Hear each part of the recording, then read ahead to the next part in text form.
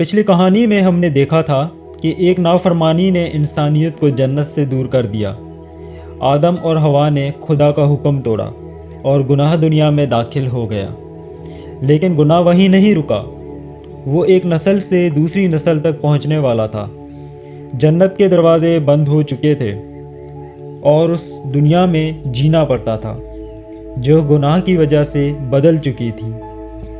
وقت گزرتا گیا اور ان کے ہاں 2 بیٹے پیدا ہوئے، پہلا بیٹا قائن اور پھر حابل۔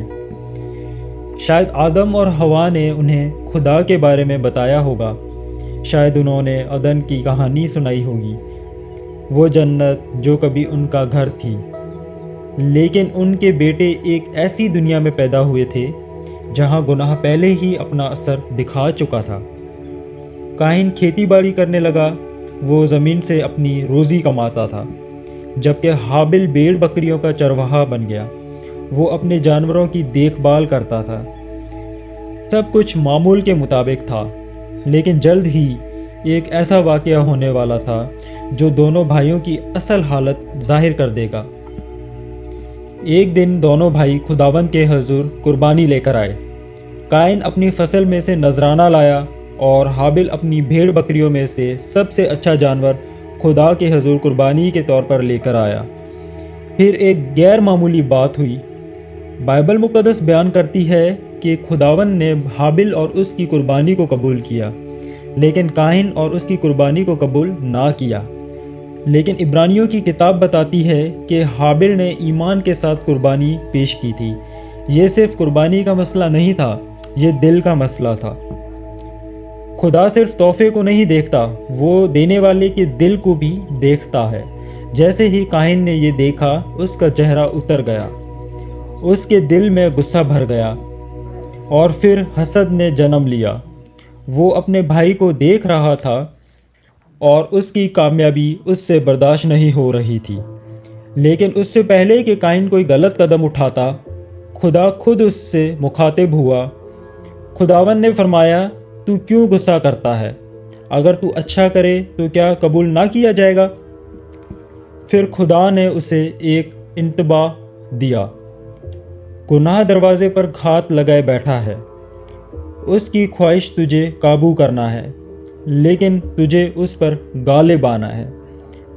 ذرا سوچیں، خدا قائن کو موقع دے رہا تھا، اسے روک رہا تھا، اسے خبردار کر رہا تھا، لیکن قائن نے اپنے دل میں اٹھنے والے اندھیرے کو بڑھنے دیا، اور جب حسد دل میں جگہ بنا لیتا ہے تو وہ اکثر تباہی پر ختم ہوتا ہے۔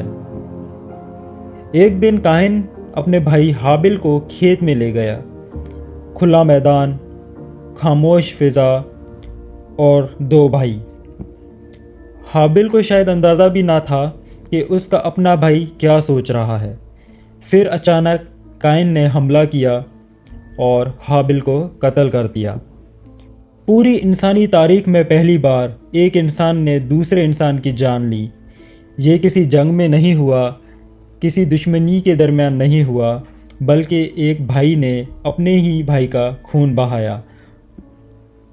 گناہ جو عدن میں شروع ہوا تھا، اب قتل کی شکل اختیار کر چکا تھا۔ اس کے بعد خداوند نے قائن سے پوچھا، تیرا بھائی کہاں ہے؟ قائن جانتا تھا کہ کیا ہو چکا ہے، لیکن اس نے سچ بولنے کے بجائے جواب دیا، میں نہیں جانتا۔ کیا میں اپنے بھائی کا نگہبان ہوں؟ یہ صرف ایک جھوٹ نہیں تھا، یہ ایک ایسے دل کی آواز تھی جو گناہ سے سخت ہو چکا تھا۔ تب خداوند نے فرمایا، تو نے کیا کیا؟ تیرے بھائی کا خون زمین سے میرے حضور فریاد کر رہا ہے۔ کوئی انسان وہاں موجود نہیں تھا، کوئی گواہ نہیں تھا، لیکن خدا نے سب کچھ دیکھا تھا اور اب انصاف کا وقت آ چکا تھا۔ خدا نے قائن پر اپنا فیصلہ سنایا۔ اب زمین اس کے لیے پہلے جیسی نہ رہے گی، وہ آوارہ اور بھٹکتا پھرے گا۔ قائن خوف زدہ ہو گیا، اسے ڈر تھا کہ کوئی اسے قتل نہ کر دے، لیکن حیران کن طور پر سزا کے درمیان بھی خدا نے رحم دکھایا۔ خدا نے قائن پر ایک نشان لگا دیا، ताकि कोई उसे कत्ल ना करे। ये हमें एक अहम हकीकत सिखाता है, खुदा अदल भी है और रहीम भी। वो गुनाह को नज़रअंदाज नहीं करता, लेकिन रहम का दरवाज़ा भी बंद नहीं करता। काइन और हाबिल की कहानी सिर्फ दो भाइयों की कहानी नहीं है, ये इंसानी दिल की कहानी है। हसद अगर उसे रोका ना जाए तो नफ़रत बन जाता है, और नफ़रत तबाही पैदा करती है। काइन का मसला उसका भाई नहीं था, असल मसला उसका अपना दिल था, और यही सबक आज भी इतना ही अहम है जितना उस वक्त था। खुदा सिर्फ हमारे अमाल नहीं देखता, वो हमारे दिलों को भी देखता है, और अक्सर सबसे बड़ी जंग हमारे अंदर ही लड़ी जाती है। लेकिन काइन और हाबिल की कहानी के बाद भी इंसानियत ने सबक नहीं सीखा। वक्त गुजरता गया, लोग बढ़ते गए और ज़मीन बद्दी से भरने लगी, यहाँ तक कि एक दिन खुदा ने पूरी दुनिया के बारे में एक हैरान कुन फैसला किया। इस तारीकी के दरमियान एक रास्तबाज शख्स भी था, और उसका नाम था नूह। अगर आपको हमारी ये बाइबल की कहानी पसंद आई हो तो हमारे इस चैनल को सब्सक्राइब करें, लाइक करें और शेयर करें। और याद रखें, गुनाह हमेशा दिल में शुरू होता है, लेकिन खुदा हमेशा इंसान को दुरुस्त रास्ता इख्तियार करने का मौका भी देता है। खुदावंद आप सबके साथ हो।